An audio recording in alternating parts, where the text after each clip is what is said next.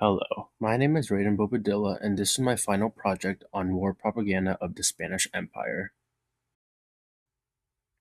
The period that we will be focusing on is the time of the Spanish Habsburg Empire, in which the artworks that I have chosen were propaganda and displaying Spanish imperial rule.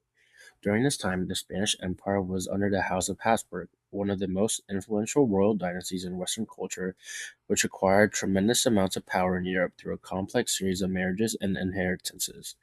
Spain rose to be one of the most powerful empires of all time, rooted in Charles I of Spain, who inherited all of Spain and its territories. The House of Habsburgs were also known as the defenders of Catholicism and was a major player in the Counter-Reformation. The empire had strong military, social, and economic influence during their rule, but it soon led to their downfall because of inflation and relying on too many other variables in the industry. The culture was booming during this time also and was also known as the Spanish Golden Age, which greatly contributed to their influence in the arts and commissioning artwork. The royals commissioned artwork that was powerful and grand, such as churches, palaces, and emotional paintings, glorifying the royals in the greatest way possible and supporting Catholicism in response to the Catholic Reformation. And on the screen, you can see that there's a graph of and a display of the land that the Spanish Habsburgs had during their time, and also the symbol. This slide shows the Habsburg family tree, which is really complex, and you would need a whole semester to learn the European history behind the rule. So take some time to pause the video to see the whole family tree. The first artwork that we will be analyzing is Titian's equestrian portrait of Charles V at the Battle of Marburg, which again was commissioned by the House of Habsburg during the Renaissance period. This painting was made in celebration of the victory over the Protestants in the Battle of Marburg. In this painting, Charles V, who was the Holy Roman Emperor and King of Spain as Charles I during the time, is depicted holding his great spear, commanding authority and presence in the way he's depicted, which was not factually realistic as he was suffering from an illness during this time of the battle. Showing a calm dynamic in his figure and a sort of control over the horse, it depicts the emperor as perfect as he can be as a leader of the empire at the time.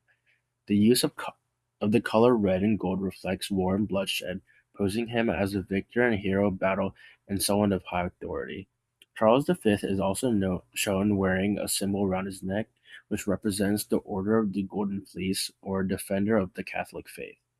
It's a real function of propaganda was to celebrate the victory on a surface level, but also depict the emperor as someone who can dominate as a supreme ruler of multiple countries and cultures, and to show that Catholicism is the most powerful religion in terms of political power and influence. One thing that stands out in the painting is the lack of action or war atmosphere in the setting. This creates a distinction between reality, as Charles V was not a physical individual, which is ironic as there's no sort of remnant of war. The next artwork is Velázquez' The Surrender of Breda, which was made between 1634 and 1635 during the Baroque era, almost a century after Titian's work. In 1625, a surprising victory for the empire occurred after the successful siege of the city of Breda in the Netherlands, as they were suffering loss after loss before this.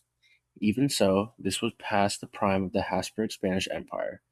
Velázquez was an assigned painter to the ruler of this time, Philip IV, and his sole job was to promote the monarchy and rule. This painting is more complex than the previous one, as there are more figures and more going on in the composition. There is a focus on the two generals in the middle, splitting the piece into two frames, naturally minimizing the background of the war. The surrounding figures also focus our attention to the two generals, as all of them are looking directly towards them in agreement, with Spain on the right and the Dutch on the left. There is also no sense of tension between the two generals, as they both bow in consideration and respect for each other. In terms of the painting being a piece of propaganda, it raises the quality of nationalism in Spain while celebrating the figures of Philip IV and General Spinola. To compare and contrast both pieces, both are housed in the Museo Nacional del Prado in Madrid because of the Spanish influence both had during their time in acting as propaganda for war and post victory. Their composition also focuses on the subject, using certain techniques, respectively, by each artist and their skills. They are very distinct in how they are used as propaganda. The focus subject is different from Titian's, focusing on a single individual, while there is a bigger and greater setting in Velázquez's piece. The strategy for propaganda roots in Titian's way of authority and power display, while Velázquez's technique uses a more chivalric and respectful depiction of Spain and the Dutch. Both contribute to making the Spanish Empire look powerful and civil. Their message also differs, with one focusing on Charles V being depicted as sort of God's knight, while the other does not use any religious symbols and relies on civil mannerisms and honor. Overall, both works project and complete the job of being propaganda for the Spanish Empire, while also influence future paintings and events in their own respect. Thank you for watching my presentation, and these are my sources.